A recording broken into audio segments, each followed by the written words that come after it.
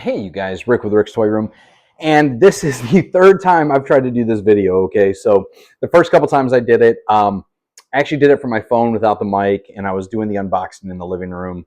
And then the second time I did this, I had the mic set up, and the batteries went dead on both the mic and the transceiver. So I did, a whole 20-minute video, and the first one was shot because the mic wasn't on.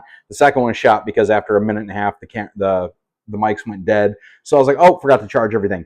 But we're going to do this now. So they finally came in. This is going to be a review of the Sinden Lightguns. These are the computer controller. These came in from the UK. They are USB. They are compatible with the Raspberry Pi, Windows PCs, Mac. Here's all the possible different options you can get for these guns. I put them in the wrong box just because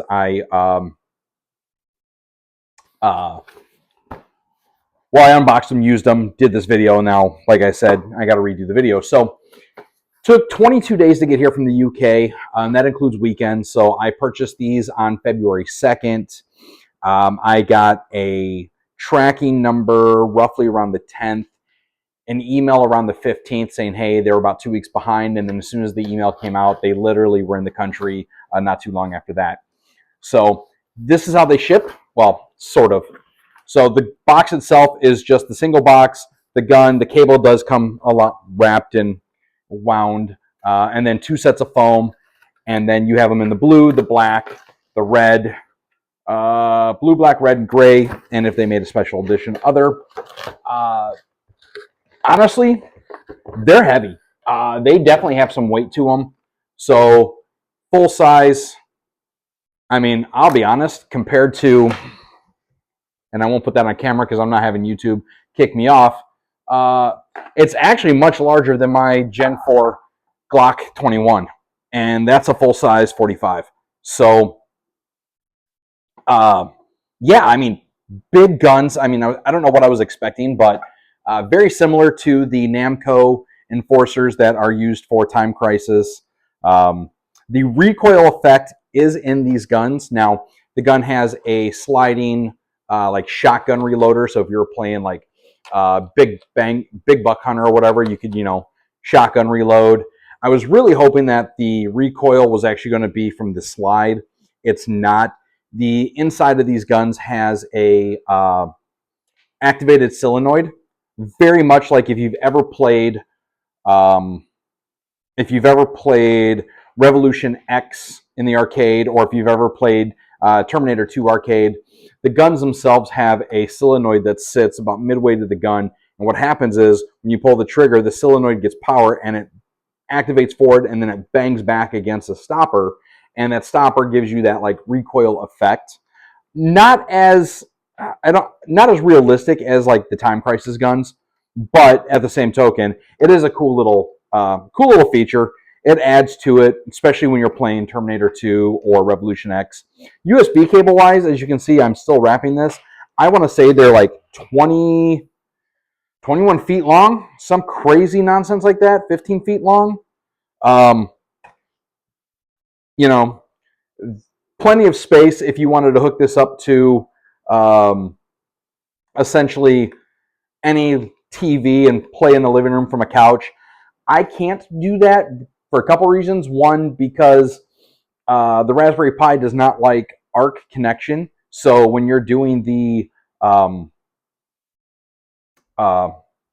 when you hook up HDMI through ARC, and when you power the HDMI that powers the TV, the Raspberry Pi doesn't like that.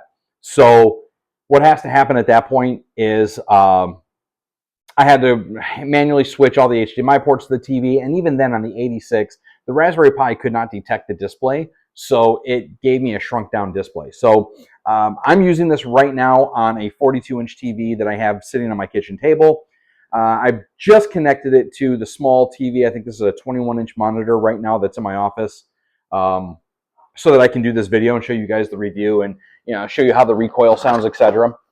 I'll go through a much more detailed review of the actual rig and the setup in another video. This is strictly for the guns. So again, talking about the guns, size-wise, they're larger than a real Glock 21. They do have the orange tip for safety, and honestly, you can remove it. It's not really, for US standard, it has to have this orange tip, so that's cool. It has two buttons on this side, 2 buttons on this side, and a control stick here, and this allows you to basically manipulate the emulators that you're using. I'm using Batocera right now because it's supposed to be plug and play. More into that afterwards. But, so, grip-wise, solid grip. Like I said, very sturdy. You can see that the gun shells themselves were injection molded and then screwed together with a standard Phillips head screwdriver. So, again, very, very hefty, considering you've just got an LED light here. You've got the solenoid motor here, the trigger, and the little control panel. The plastic and whatever else they put in, and they weighted the handle as well. You can definitely tell like they put some time into this. Now, everybody pretty much knows at this point in the game that weight, most people equate weight to quality. So making this heavier definitely, makes it feel like it was worth the $300 that I spent on these 2 guns. I think it was $364 with shipping or before shipping for the recoil versions. 1 blue, 1 red. You saw the blue. This is the red that I've got hooked up right now to the Pi. And yeah, I mean, I think they fire there pretty well. I will say that the actual accuracy of the guns when you're aiming down sight compared to what you see on screen is 100%. 100%. I don't want to say required, but it's the impact of how good your accuracy is based on your monitor, the lighting, and all your surrounding ambient, right? Now, I could have got a different version. They sell the next model, or the next competitive company is called Reaper, and the Reapers actually require IR sensors connected to your monitors. And I'm not a super big fan of that because I don't want to run IR sensors attached to the monitors and the TVs. If I would decide to switch monitors or take them somewhere, I've got to take IR. Like, I'm just not a fan of it. However, I do believe that it probably does offer a little bit more accuracy. Truth be told, the games that I'm playing on this, the accuracy doesn't matter that much. I mean, it does, but it doesn't. I loaded 108 games in here. I'll be honest, I'm probably only going to play 6 of them. And of those 6, maybe 3 of them really require accuracy. The others don't. So, totally based, like the monitor you have this hooked up to, the amount of light in the room, that is going to define the accuracy. Like right now, the accuracy on this, I'm off. Like it's actually down left. So, that's a little bit of a pain in the neck. But I'm going to load up a game so you guys can hear the, matter of fact, you can listen to it right now. That's the recoil noise that you're hearing from the solenoid. Right now, I've got it configured to do single fire. However, any game that has rapid fire, the single fire will rapid. So for instance, let's open up Alien Gun World. Actually, so maybe 7 games I'll play. Alien, I believe, has, actually, you know what? Alien's a bad choice. Let's not do Alien. Let's do Terminator. Revolution X. Doesn't matter. Whichever comes first. So Revolution X and Terminator both are machine gun games. They both are pull the trigger. The gun's just going to keep firing.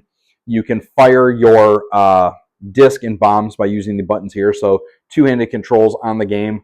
It's not like a. It's not like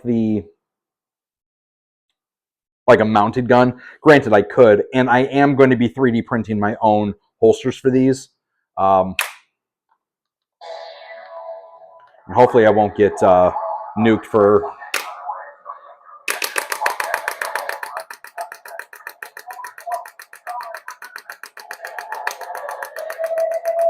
So you can hear the rapid fire, and this is on gun mode normal. This is with the settings inside of Batocera being single fire gun mode. The game still does, or the system still does do the machine gun fire on it. There are 2 other settings for gun mode quiet, and basically all that does is that reduces the amount of power required to activate the solenoid, so it hits softer on the backstop. I had an old video of, or maybe I don't, but if you go look up teardowns of the Revolution X guns or the Terminator 2 guns, which, by the way, both done by Midway, so it's the exact same teardown, you'll see how the solenoid functions. And I've had to replace a couple, so I've been inside these guns a few times. So I'm quite impressed with these, to be honest. And again, they're using, because of the recoil noise, and I mean, you don't feel a recoil. I mean, you feel kind of the thump, thump, thump, thump, thump, but you don't get like an actual, full fire gun recoil. Very, very, very close to the original arcades. The only thing I haven't tried yet is Operation Wolf, and I'll do that later today. I've gone through a handful of these games to play them and test them. All in all, the guns themselves, so I could take this video like sideways, but I'm not going to. The guns themselves are very, again, I feel very happy about the build quality of these guns. The springs, high quality on the springs. The buttons are well placed, so they don't super protrude, but they're still very, very clicky. You can hear the click, you can feel the click, and the way the emulator is set up, all the buttons are already pre-configured, so your navigation, your start, your credits, your, like I said, your bombs or whatever for your games. The trigger feels very good. I'm going to turn off that for just a second. Actually, you know what? Let's do full machine gun recoil. And I'll disconnect the gun and reconnect it.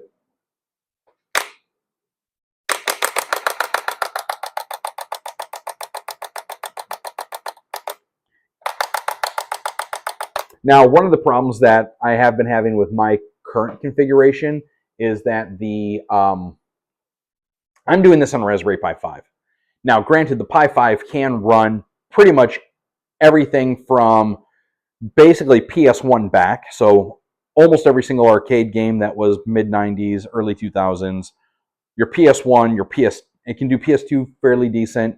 I am having problems with the Sega CD, the 3DO, Dreamcast, and then Naomi 3. The guns work with it, well, let me rephrase that. The guns are configured to work with those systems. The Naomi 3, it does work with, but the Pi just isn't powerful enough to run it. I'm also not overclocking the Pi because I'm running it bare bones. So I don't have I did not put on a heatsink. I'm not running liquid cooling through it. I've got no fans. It's just bare bones right now sitting on my desk or next to the TV with all the USBs connected. So yeah, that is that's basically the review of the guns. If you had let's say an ITX mini tower, or if you had an extra i7 laying around and you want to do a mini PC, run these. They're going to run really, really well. The game's going to run phenomenal. Again, your accuracy is going to vary by TV, location, etc. I've been talking with the guys on Discord about some of the issues that I'm having with the guns, though, and the emulator. And I think some of this is just related to the Raspberry Pi 5 itself, because the way it handles the IR interrupts, because this is basically a USB device. It replaces a mouse. The buttons replace, left, right, click, scroll wheel, and keyboard emulation. But we'll go into that. I'll do another review of Batocera and the setup. I'm working on designing my own 3D printed case that will handle the foot pedals, the guns, the Raspberry Pi, and be essentially a plug and play where I can stuff the cables in it, etc. There is definitely some problems, again, with this rig, but we'll do that in another video.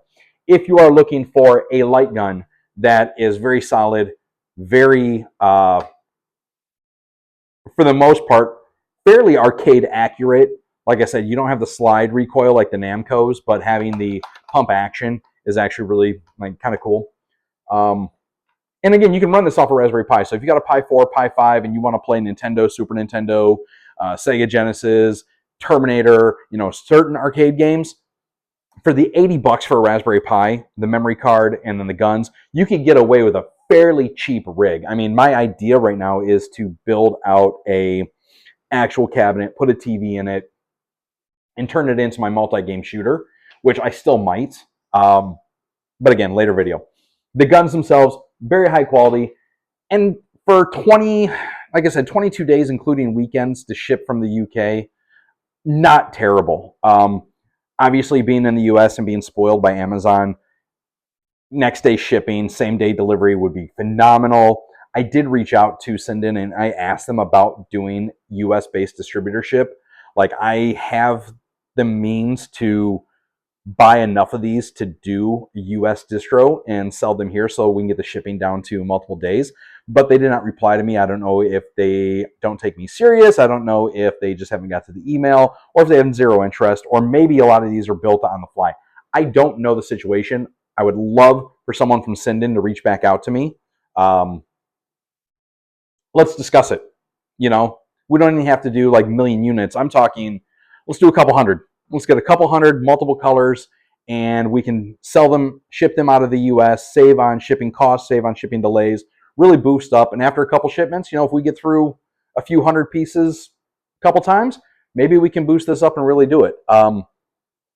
Yeah, so check them out. I thought they were cool. I like them. They're fun.